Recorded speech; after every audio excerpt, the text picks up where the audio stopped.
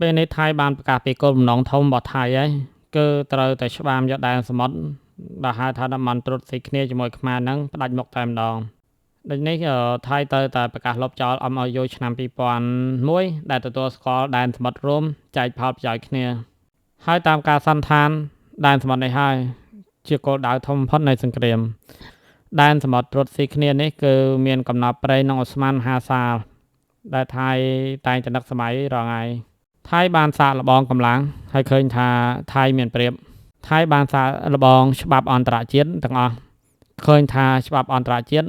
អត់មានហ៊ានធ្វើអីមួយថៃទេទោះបីជាថៃកាន់កាប់ទឹកដីខ្មែរវេកំទេចផ្ទះសម្បែងរបស់ខ្មែរក៏ដោយក៏ច្បាប់អន្តរជាតិស្ងាត់អត់ហ៊ានថ្កោលទោសថៃដែរថៃក៏បានសាកល្បងមហាអំណាចដែរចិននិងអាមេរិកជាក់ស្ដែងគឺចិនមានផលប្រយោជន៍មួយថៃច្រើនជាងចង់មិនចង់ចិនត្រូវតែទៅទ្រថៃចំពោះអាមេរិកវិញក៏មិនហ៊ានធ្វើឲ្យថៃថ្នាក់ខ្លាំងដែរថ្មីត្បិតតែมันពេញចិត្តសង្គ្រាមនឹងមែនក៏ប៉ុន្តែថៃនៅតែមានប្រយោជន៍ច្រើនចំពោះអាមេរិកទម្ងន់ផលប្រយោជន៍របស់ថៃនៅតែធ្ងន់ចំពោះអាមេរិកជាងខ្មែរថៃបានសាកល្បងទៅហើយទាំងកាន់កាប់ដៃគោកទាំងបាញ់ប្រាសាទឃើញថាទាំងមហាអំណាចទាំងច្បាប់អន្តរជាតិអត់មានណាហ៊ានថ្កោលទោសថៃ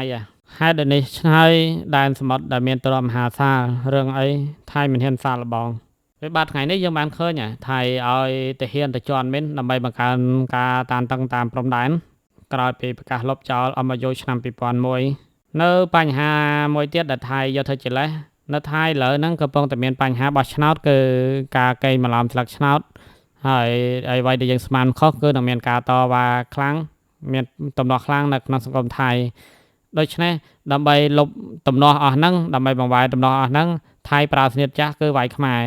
តែអាហ្នឹងក៏ជាលេសដែរអ្វីដែលគោលដៅធំរបស់អ្នកលេងកលាអុកនៅខាងក្រោយគឺវាយយកដែនសមុទ្រខ្មែរហើយយើងដឹងច្បាស់ហើយកងទ័ពជើងទឹករបស់យើងគឺអត់អាចប្រៀបធៀបមួយថៃបានទេអញ្ចឹងដែនសមុទ្រខ្មែរក៏យើងក៏ថៃនៅតែមានជំនឿចិត្តថាអាចច្បាមយកបានងាយៗដែរថៃពេលនេះអាចដើរសេណារីយ៉ូមួយគឺអត់ខ្វល់ថាអស់អីឲ្យតែបានទឹកដីឲ្យតែច្បាមយកបានដូចជារុស្ស៊ីអញ្ចឹងលែងខ្វល់ថាត្រូវចំណាយជីវិតទាហានអស់ប្រមាណធនធានអស់ប្រមាណហើយត្រូវតែវាយយកទឹកដីអ៊ុក្រែនឲ្យបានច្រើនតាមអាចធ្វើទៅបានហើយថៃក៏ដូចគ្នាដែរពេលនេះថៃកំពុងជួបវិបត្តិសេដ្ឋកិច្ចថៃអាចនឹងលែងខ្វល់ពីការដោះស្រាយវិបត្តិសេដ្ឋកិច្ចមួយរយៈហើយនឹងធ្វើសង្គ្រាមច្បាមយកទឹកដីខ្មែរតាមអាចធ្វើទៅបានជាពិសេសគឺដែនសមុទ្រដែលមានទ្រព្យមហាសាលនឹងតែម្ដងសំណួរសួរថាតើថៃអាចធ្វើបានអត់អាចច្បាមយកដែនសមុទ្រខ្មែរបានអត់ចម្លើយយើងអាចមើលទាំងអស់គ្នាទៅជាក់ស្ដែងសង្គ្រាមប្រហែលខែមកហ្នឹងគឺថៃគេមានប្រៀបហើយអត់តមានអាណាមួយខ្ទាស់ជើងថៃបានណាដូច្នេះចំពោះថៃគេនៅតែមានសង្ឃឹមថានឹងច្បាមយកបាន MOU ឆ្នាំ2001ឥឡូវគេលុបចោលហើយគេកំពុងសាកថាអូខេគេលុបចោលហើយតើអាណាហ៊ានថាអីគេខ្មែរយើងហ៊ានធ្វើអីគេដូច្នេះសមុទ្រហ្នឹងខុសក៏ដោយត្រូវក៏ដោយគឺគេច្បាមយកដូចនេះបញ្ហាទំនាស់ផ្សេងទាំងឡាយគ្រាន់តែជាលេសអ្វីដែលសំខាន់គឺផលប្រយោជន៍ធំនៅចំពោះមុខទោះបីជាតំបន់ផលប្រយោជន៍នោះវាអត់មានទំនាស់អីក៏ដោយគេត្រូវតែបង្កើតទំនាស់កន្លែងណាមួយហើយដើម្បីឲ្យរៀលដាលច្បាមយកតំបន់ដែលអត់មានទំនាស់ហ្នឹងយកទៅជាកម្មសិទ្ធិរបស់គេហើយតំបន់ដែនទឹកហ្នឹងយើងអាចនិយាយថាជាតំបន់អត់ទំនាស់ព្រោះតែថា